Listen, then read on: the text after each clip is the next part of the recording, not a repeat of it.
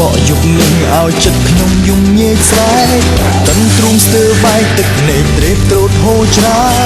រលំស្រេចសិនមើលទេសភាពស្រងត្រកាបងដើរផឹកស្រាហើយរោគអូបងស្ដាយកំហុងដែលធ្វើខំមកលើថ្លៃជាប់ចិត្តអ្នកថ្មីលួចមានស្រីធ្វើបាបស្ងួនទឹកភ្នែកពេញថ្ពាល់ហុំក្លិនស្រាស្រើចពេញខ្លួនចិត្តចង់ជួបអូនវិញខ្លាំងណាស់មានអូនល្អហើយមិនគួរឲ្យបាត់បង់ចង់ក្បែរនួនល្អងតែបងលែងមានឱកាស